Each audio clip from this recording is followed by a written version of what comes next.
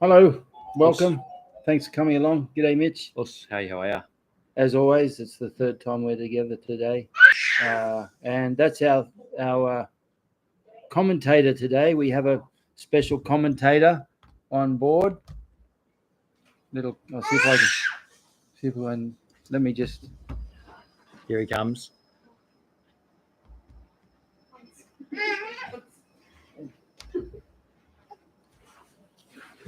Hello, that's Cammy Jr. Say CJ. Hello, my name's CJ.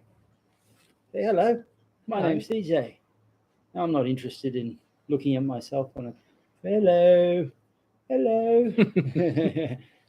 Anyway, that's the comment. If you hear commentary on the sideline, that's what it is.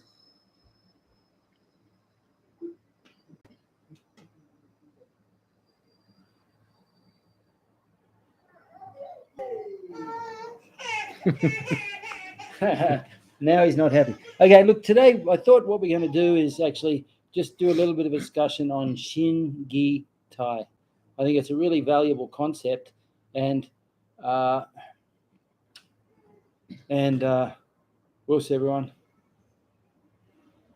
And I think Shin-Gi-Tai, of course, Sensei Mike usually joins us. Sensei Mike Clark, he joins each week. Of all the weeks he doesn't turn up, but he's the author of there is Sensei Mike. This is a great book, Shin-Gi-Tai. Fantastic content as well as beautiful design. You see these characters down here, Shin-Gi-Tai. In Japanese, most characters have multiple ways of saying them. So Shin, another way of saying that is kokoro. Kokoro, as you know, means the mind, the spirit, the heart, that sort of thing. Gi is waza. So ashiwaza, tewaza, hand techniques, ashiwaza, foot techniques. Waza is another way to say gi. And tai or karada means the body. Okay. So what the Shin-Gi-Tai refers to is the mind or the spiritual side of it. And in Japan, they don't really separate the two. That's very interesting. Gi is the technique and Tai is the body or the physical conditioning. Great book. If you can get a copy, please do so. It's really, really worthwhile. Now, Shin-Gi-Tai, Mas Oyama once said that the mind portion of karate comes from India. So that's the philosophy side, the Zen side. Zen, as you know, is from the Chinese word Chan, and Chan is the Chinese word from Dhyan, which is the Indian philosophy. So the breathing techniques that we use and the philosophy that we use in karate, the mindset is from India. Gi or waza, the techniques that we use in karate find their origin in China. And you know that to be so because in the early days of the development of Okinawan karate, Okinawa was like a bridge between China and Japan, and quite often you'll see reference the early masters often went and trained in Japan for long periods of time, including Miyagi Chojun and Higaon Nakanryo and the early senseis went to China and developed even things like the Sanshin Kata and Tensho and so on find their origin in China. And Tai, karada, or conditioning, Mas Oyama says that generally speaking, the conditioning techniques that are used in karate find their origin in Japan and Okinawa. So, for example, the Hojo Undo, the conditioning techniques of Okinawa, plus the emphasis in karate on the lower limbs, the lower body. You know, so in the West, you know that these methods aren't from the West because in the West it's all upper body. Yeah. So in the West you got two skinny little chicken legs and a nice big V body. In Japan you got these big strong legs and a big strong back, and they're not too concerned about whether they look like Mr. America. Yeah. So it's very, very interesting that Sosai said that the conditioning techniques primarily used in karate. Of course, it's become more eclectic. And so as karate becomes more international as well, the techniques and conditioning that we use, we draw on Western science, and we draw on the different physical training modalities that have developed internationally. Okay, so you have to take that into account as well. But generally speaking, I think it's really, really fascinating that the Shin-Gi-Tai find their origin, according to Sosai, India, China, and Japan.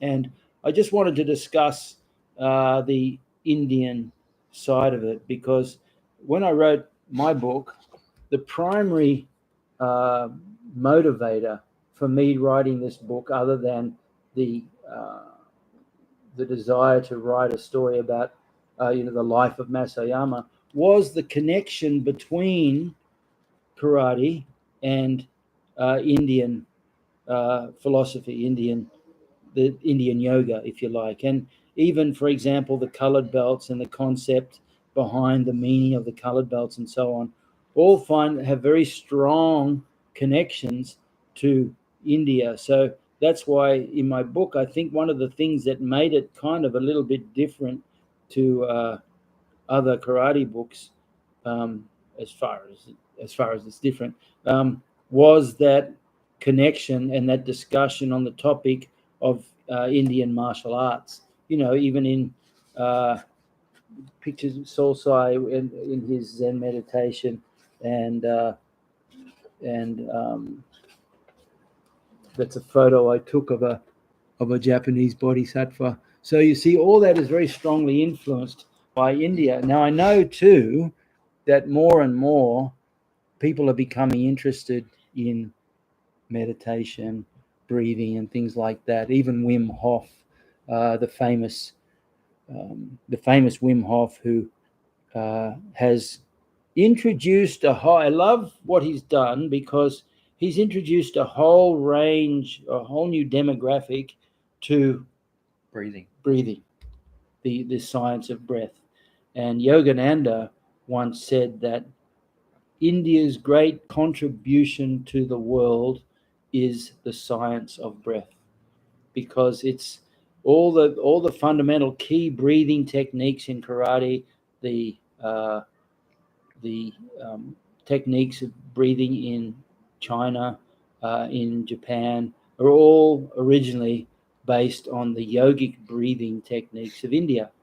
And whenever we discuss, Mitch and I have discussed numerous times, what can you do to encourage someone to change their lifestyle and introduce the habit of healthy living? Most people wait until they get rushed to hospital and they have to have a stent put in their heart before they go, well, gee, I better do something about my lifestyle. And you've only got to look around. I believe Australia is one of, probably third or fourth in the world in terms of obesity. Driving here today, just from training, I stopped at traffic lights, and I saw two guys, I wouldn't call them excessively old by any means. One of them was in a four-wheel, what do you call it, buggy mobile on the side of the road, and the guy had to move over for him because he was in a mobile walker. Yeah, and I looked at it and I thought, is this the way our country's going?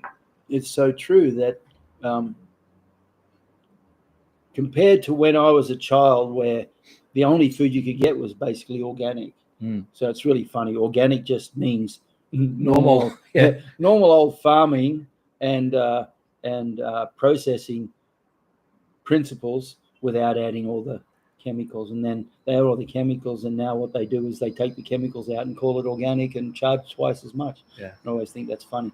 But seriously, one of the best ways that you can change your health habits is what I refer to as a single breath at a time. If you want to introduce a new idea, a new concept, maybe you want to introduce a meditation, or maybe you want to introduce a daily routine of stretching. And trust me, even if we're all martial arts here, I can bet London to a brick that every single one of us would like to add even just a little bit more to our daily routine to make it more complete. And the best way to do that is the single breath idea. And fundamentally, all the great yoga breathing techniques, all the great meditation techniques are without fail simply focused breathing. And one of the easiest ways to do that is to simply breathe in, watch your breath in, watch your breath out. And as you breathe in, you can simply say to yourself, I am breathing in and I am breathing out. Now, if you want to change your habit, if you want to introduce a habit of chaining, if you want to get up a little bit earlier, don't tell yourself I'm going to get up 2 hours early and do it, because that'll last 2 days if you're lucky. What you want to do is you don't even bother getting up any time earlier. You simply sit on the edge of the bed and straighten your spine, because that's where all the action is. There's plenty of argument to demonstrate the connection with the metaphor between Indian yoga and what's written in the Bible. For example, you know that there's that phrase, I am the voice in the wilderness crying, make straight the way of the Lord. All that's referring to is the spine. It's saying, you know, there's a wilderness inside and I want to do something about it. What do I want to do? Well, I'm going to meditate. Well, how do I do it? I am the voice in that wilderness going, well, the first thing you got to do is make straight the way of the Lord. I sound like a proselytizer, don't I? But really, you can't meditate unless you've got a straight spine. So the first thing you do is make straight the spine. That's where the energy flows from top to bottom. And then you simply sit there and breathe a single focused breath. And that's the beginning of any inner journey, if you like. And you simply watch the breath come in, watch the breath go out, watch the breath come in. And you do that for a single breath if you want. And then if you like the feel of it, just sit there and do another breath, and then another, and then another. Next thing you know, you're meditating. I have one friend who meditates, and he's no slouch. It's not like he's living on the dole. He's one of the best known tenured scientists. He's an engineer in the world, and he meditates 8 hours a night. And he does one unbroken 24-hour meditation every week from Friday night at midnight until Sunday morning 1 a.m. He does 25 hours. Wow. So anyway, and that all started with a single breath. You know, it's the same as training. You know that when a newbie walks into the dojo, they can't handle anything more than sometimes even the warm-up. But if you hang in there. So that Shin-Gi-Tai is really beautiful. And I think if you really look to what Sosai says when he says that the mind, the techniques of the mind, the training of the mind, the breathing techniques come from India. Well, I think it's really worthwhile looking into some of those origins. You've been reading a little bit about India. I have. You've connected me with a fair bit of that philosophy and those insights. And Autobiography of a Yogi is a great one. The Science of Religion. Yeah, fantastic. I've actually I recommended a couple of them to some athletes, young guys that I trained, and the feedback's been excellent as well. It's just content and information that is so wonderful and deep that they don't get today. And another one you've given me this is another great example of of underwhelming yourself. You gave me a book that you read every day. It's a diary, spiritual diary. So every morning, the first thing I do when I wake up is I read one of the, it's basically Yogananda mostly quotes from him, and it's fantastic. And every morning, the 7th, the 8th, 9th, 10th of March, I've done it. So I'll do that this year as well, which is a beautiful thing. And I think when the Japanese connect the mind and the spirit as one through kokoro or shin, I think when you read a book like the Spiritual Diary, you realize, because every message in it is a spiritual message, but it's actually developing mental habits of effort, mental habits of concentration, mental habits of consideration, that sort of thing. And when you see it in that respect, there's an old saying, a saint who is sad is a sad, sad saint. Well, it doesn't matter how elevated you get, if you like to use the word elevated, on the spiritual path. If you're an idiot, and if you're a dickhead, and if you're mean, well, then it doesn't mean you haven't achieved anything. The real sadhana, what they call sadhana or gyo in Japanese, the path, the spiritual path, is right here, right now, in the life you're living with the people you're surrounded by every day. And I think that's why if you look at Mas Oyama's 11 mottos, they also form a fantastic connection between. It's just so fascinating to me that I think Kyokushin is a great style, and it's produced some really great strong fighters and great strong training concepts, and someone who's taken Kyokushin to an honest, legitimate level are genuinely strong, tough fighters. Yet Mas Oyama was first and foremost a philosopher. And, when he'd sign a book, he would never write, kick ass and take no prisoners. What he used to write was training exists in the spiritual effort, or, the saying, a martial artist in training keeps his head high, his eyes low, his mouth closed, and bases everything on consideration for others and filial piety, or love and respect for parents.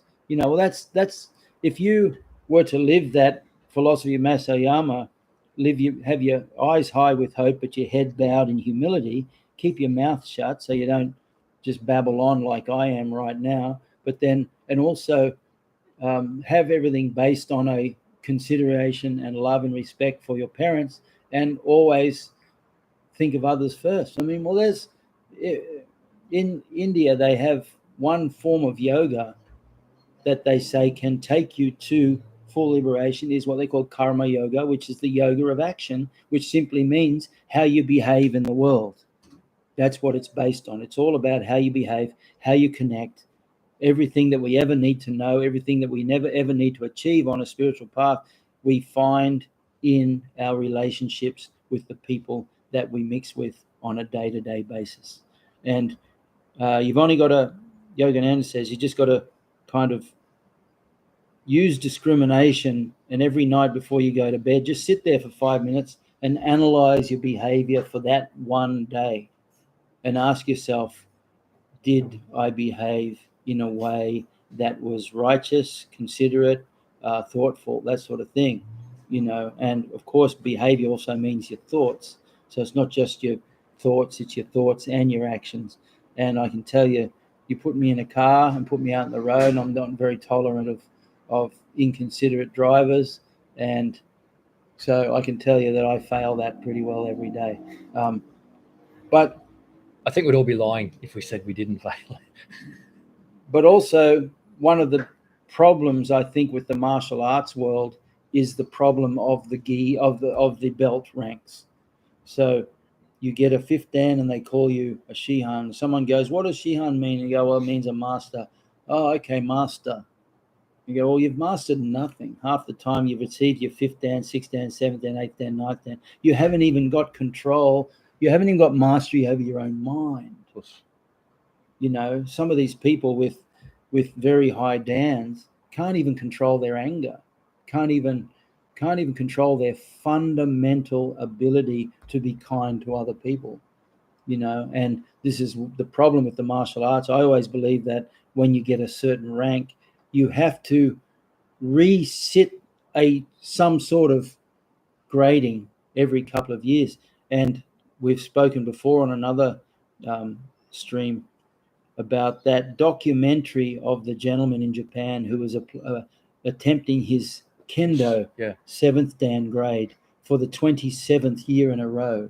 So they do, for those high grades, they do one grading a year, and he'd applied for his 7th dan 27 years in a row, and he failed again, and he just goes, "There must be something wrong with my attitude that is making it such that I don't pass this grading." Could you imagine someone passing a 7th dan grade in Kyokushin 27 years in a row? Never. Wouldn't happen. They pass it once, they change organizations and go over there and go, "Well, I'll come over there if you give me a 7th dan." They go, "Yeah, sure, come over here." And they're bound to, and if no one will accept them, they start their own organization and give themselves a 7th dan. So this is the attitude problem that we see in the martial arts, is because we have terms like sensei, shihan, hanshi, these sort of things, kyoshi, and the translation of those is master, grandmaster, this sort of thing. So you actually see some martial artists walk around with Grandmaster Cameron written on the back or something like that, and it's very confusing because Shin-Gi-Tai can't be divided. They're like three legs on a stool, and if you take the shin, the mental side away, it doesn't matter how physically conditioned you have been in the past or are, and it doesn't matter how good your technique is, if mentally you're not even able to control your fundamental emotions, if you don't have control of your anger and things like that, well then why on earth would you think that you're in a position to be called some sort of grandmaster? But from the outside world, it's a confusion. It's a confusion that arises because when we hear that someone is, when we hear, I'm just reading that, well, I quit the style I was involved in 45 years because nobody ever fails a grading. Yeah, and in Kendo, this guy failed his seventh dan 27 years in a row. And of course, there are groups around the world all the time that set them and teach Kendo. And they have absolutely no, what they call in India, parampara. Parampara is an interesting word. What it means, what it describes is the unbroken succession from teacher to student back to an authoritative source. So you have some people, for example, teaching Kyokushin Karate, and they've even started their own style of Kyokushin Karate. Yet they never ever trained or met with Mas Oyama, but they've got the temerity to actually think they're in a position to start their own style of karate. And people who start their own style of kendo teaching, even though they've never had any connection with the true origins of kendo.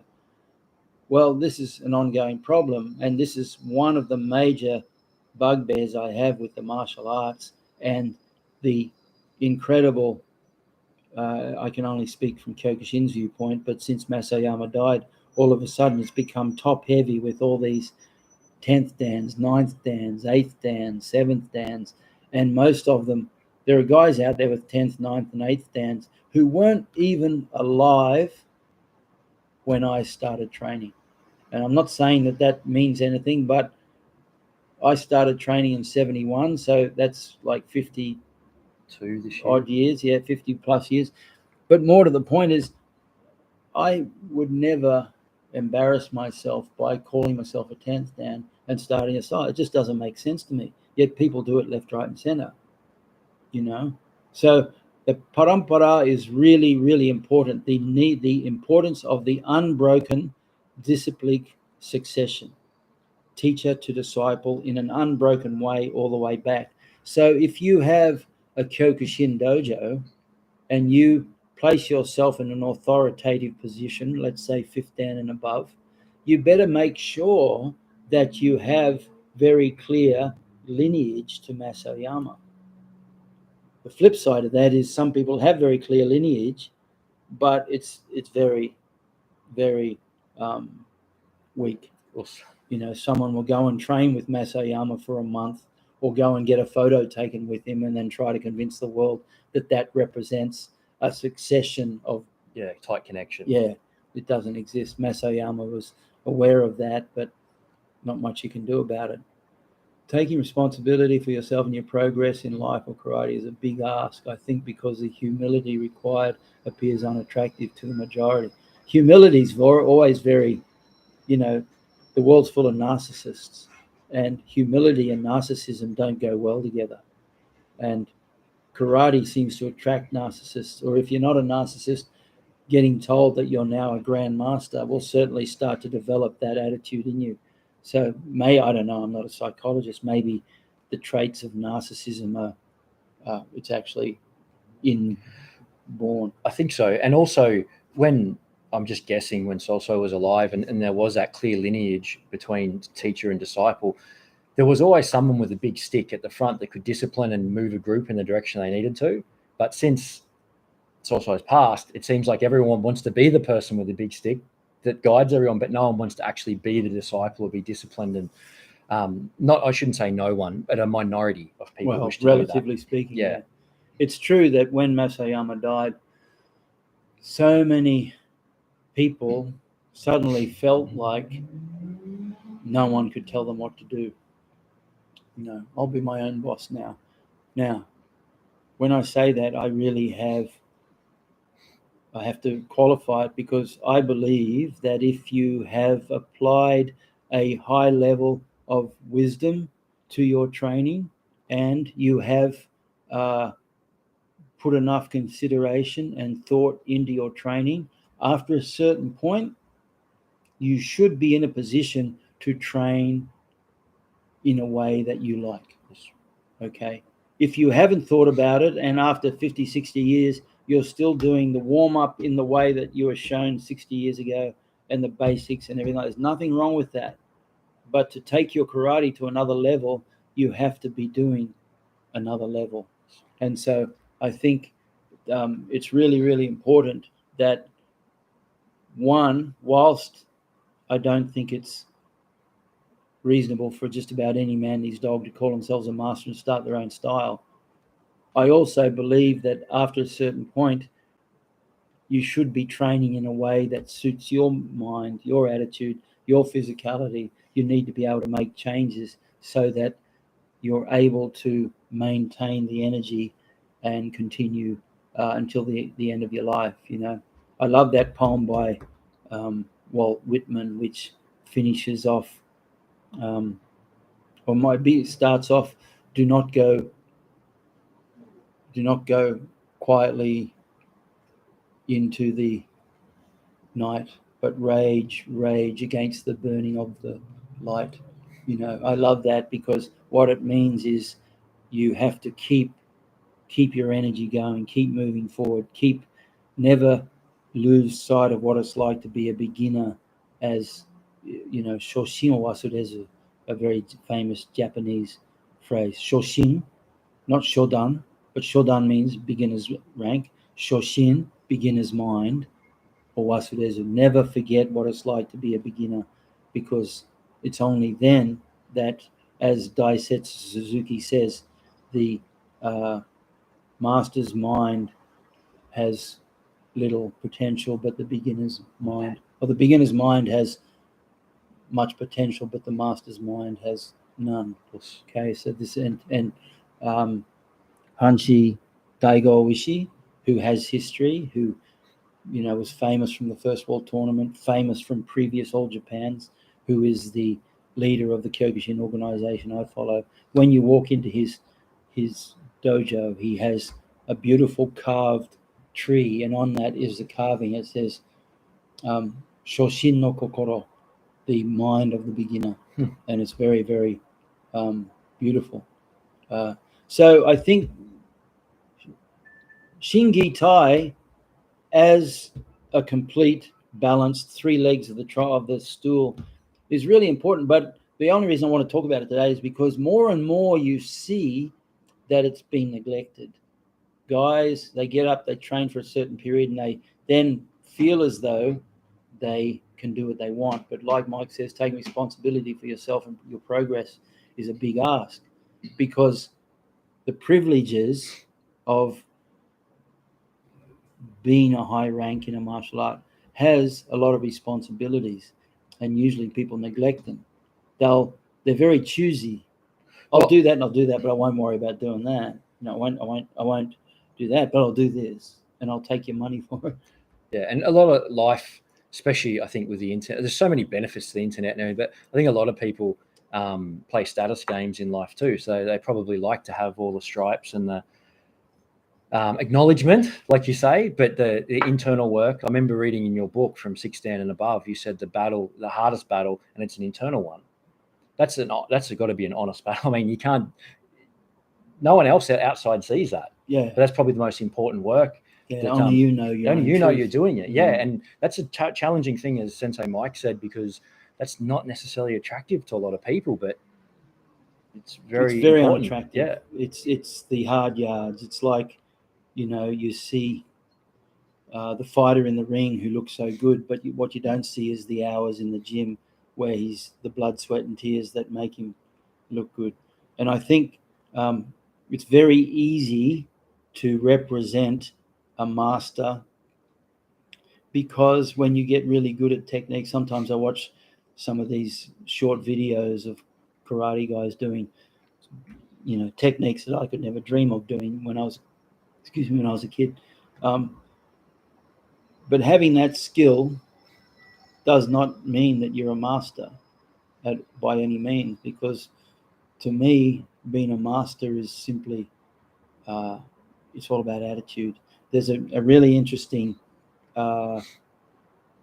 scene in the autobiography Yogi where there's this little canoe taxi driver, and for a couple of rupees, he'll take you across to the other side of the Ganges before all these bridges were built, and right in Calcutta, right where you've got the Ramakrishna math.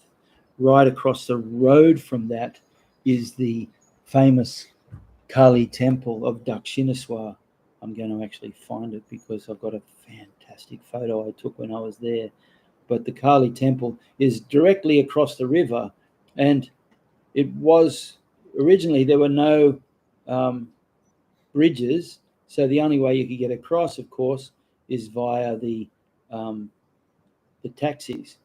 And that's the Kali temple in Dakshineswar. It's one of the most stunning temples that you've ever seen. But anyway, the canoe driver would take people across for a couple of rupees, which is probably a cent or something like that. And then this spiritual master comes along and looks at him and walks across the river. He'd mastered one of the siddhas, what they call siddhas, these powers where he could transform and walk across the water. And when he got to the other side, the canoe driver looked at him and said, "That's pretty awesome. How long did it take you to do that?" He said, "Well, I meditated. I'd studied under a master for 15 years. Then I meditated for another 30 years. And he went, "So I could have taken you across for a couple of rupees." So that's a really good example of karate guys who call themselves masters, but actually haven't even mastered the fundamentals of their own mind. So I think if there's anything that I think is worthwhile to take out of a discussion on Shin-Gi-Tai, it's the importance of making sure that you have that nice balance, and don't lose sight of the importance of the mental development, which according to Sosai was far more important than the physical development. Because as you know, as my body gets older, I look back at the training we did in the early 20s and the techniques we could do, and the body is very honest, very treacherous, and you'll lose the physical ability to do things, but the mind will hang in there, and it's the mind that will define you over time.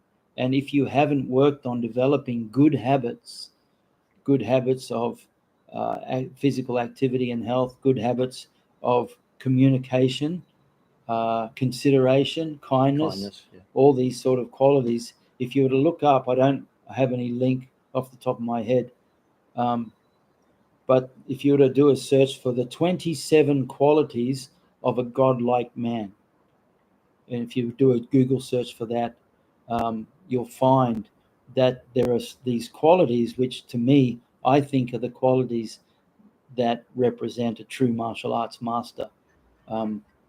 Because if you're a master of the martial arts and the martial arts is meant to be a way of life, then arguably you should be a master of the way of life. But there are very few out there. People often confuse making karate their own with making their own karate. First takes a lifetime, the second a few years. Exactly. And, people become the king of their own castle. They become a big fish in a little pond. And this personality worship goes on. I've seen incredible cases of personality worship, not just in karate, but in all different martial arts, where guys will actually encourage it because their ego, the narcissism in them, loves to have people look upon them and worship them. And, you see it all the time where guys, even when they're out and about, they have to refer to that person and, bow to them and, uh, all that sort of thing. So when I say making karate your own, what I mean is you maintain the humility of the student, but you experiment deeply and take your karate an inch wide and a mile deep.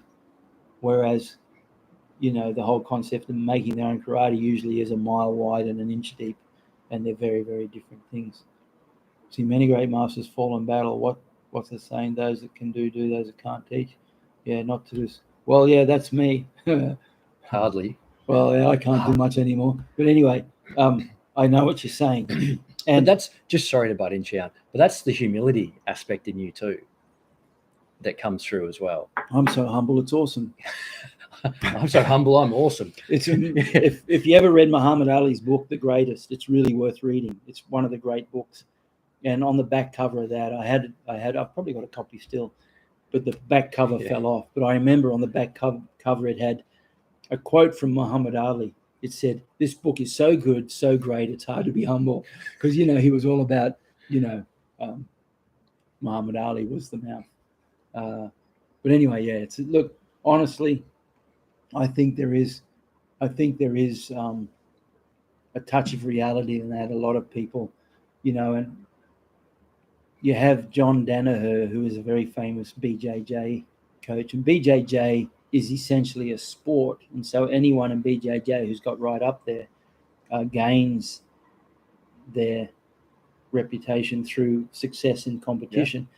John Danaher has never competed, and he'd be in his mid-50s, and New Zealand guy, so he had a very bad football injury when he was a teenager. The operation wasn't successful, so he's got a permanent lifetime injury, which means he never competed. But he's an oracle. He did his PhD in philosophy. He's also a brilliant teacher.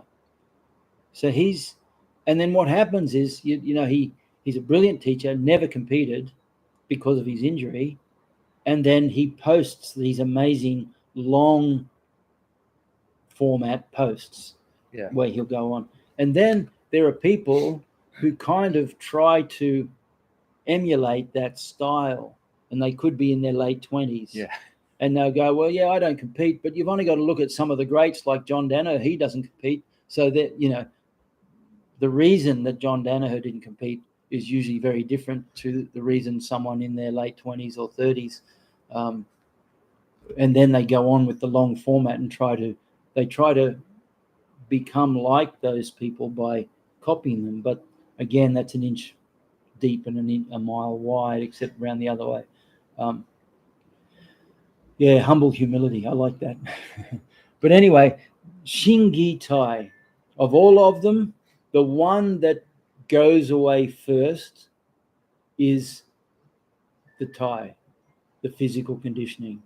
The one that goes away second is Gi or Waza, the technique. As you get older, the body becomes more rigid, the joints become less stable, then your technique starts to go away, and that's a fair call. What you could do as a young man, where you just flash out and do hook kicks and roundhouse kicks and that sort of stuff, and even the amount of conditioning you could do, you just can't do anymore. So the first thing that goes is the physical conditioning and the body. The second thing that goes is your technique, because as your body fades, you lose the technique, but you can keep moving forward. This is one thing I love about the Okinawan karate is you watch the old masters, and they don't go into the super deep, long Zenkutsu stances and Kibarachi and so on. They'll go into Shikodachi, and they'll go into Sanchin, and that allows them to continue training within the capability of their current physical conditioning. But the one thing that remains until your last breath is the mind, is the kokoro. And there's that beautiful, I'll find the link even as I'm talking, and if I can, I'll put the link in, but there's that beautiful quote from the old Zen master who points out that one day we're going to die, and It's only when you're lying on your deathbed that you realize that you haven't trained hard enough. Here it is. I'll go to this. I'm just going to take this link, copy the video URL. Where are we here? And I'll paste it in. Have a look at that video. That's really, really lovely. Now, the reason Shin, the mind, is so important is that one thing. It's the one thing that you can continue to improve on and work on until your last breath. Okay, I know you can keep working your technique, keep working on your conditioning within the range of your capabilities. But arguably, the one thing that you can keep improving until your last breath is your mind and your attitude and your approach and your sense of forgiveness. The number of people that die with a grudge, the whole idea of, the multi-generational family feuds and things like this, it destroys people's spirit. And so the one thing that you can continue to improve until the last second is your attitude and your breath and your ability to communicate and work well with others. So that's why it's so important. That's why Sosai said that if you want to call yourself a martial artist, you have to work on that facet of your training. The Sosai's 11 mottos, I think there's about less than half of them refer to physical training and technique. The rest are all about the mind, all about the attitude. And I think that's really, really important. So I just want to put that out there. Shin-Gi-Tai, mind, technique, and body. Of course, here's the great book by Sensei Mike Clark, who's here today looking on. Fantastic book. And it's really, really valuable to read up on this subject. Shin the mind, Gi the technique, Tai the body. And of them, they fade in a very particular order.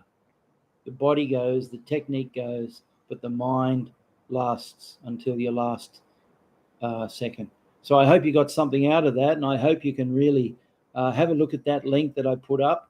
That's a really beautiful quote, and if it doesn't make you think, well, then something's fishy, if you ask me. The only people that don't think they have anything to do are narcissists who are lost in their own mind. Okay, Mitch, thanks for coming along. Well, But thank I you so hogged the much. microphone today. Thankfully. No, Thankfully. Have you got anything you'd like to add? The only thing I would add is that was incredible. And you've said a number of times over the years that one of the things that separates martial arts from, the breakaways of like kickboxing and different things is the Shin-Gi-Tai, the spiritual side of things. And I'm so grateful that you did this session today and put it out there again. Yep, that's what separates the martial arts from professional sports. There's been plenty of Kyokushin fighters who have gone into K1 kickboxing. All the Dutch kickboxers they can find their roots in Kyokushin and all that. And there's nothing wrong with making $1 million. If you can make $1 million out of a fight, why would you grind away 9 to 5 in an office with people you don't really like? Okay, but that's the difference. The ultimate goal of a financially rewarding sport is to win, but the ultimate goal of a martial art is, well, like Funakoshi Gichin said, the ultimate aim of the art of karate is the perfection of the characters within it. Okay. Anyway, thanks, guys. Great to see you, Urs.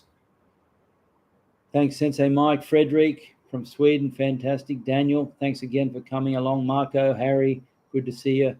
Ronin, beautiful. Dwayne, good to see you. Thanks, everybody. Hope you enjoyed that. Give it some thought. If you're not meditating, as I always say, the only thing that a human can do that an animal can't is meditate. Animals communicate, even though it's not as sophisticated as us. Animals make tools.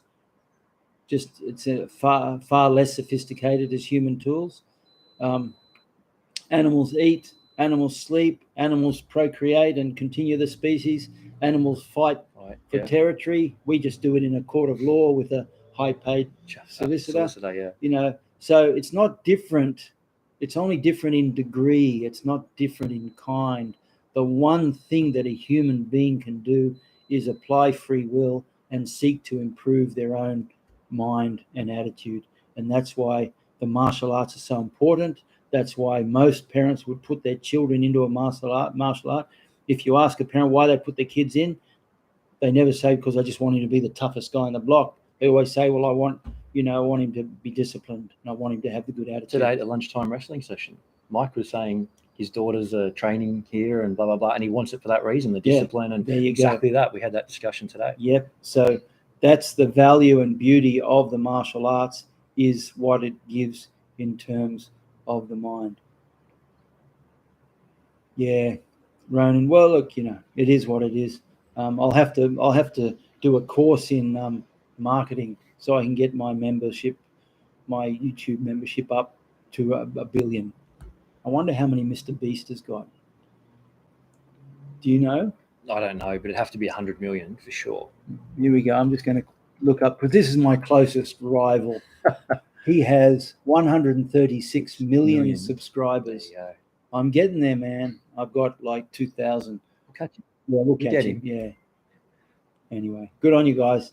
Thanks a lot, and look forward to seeing you next week. Thank you. Appreciate it. See you guys.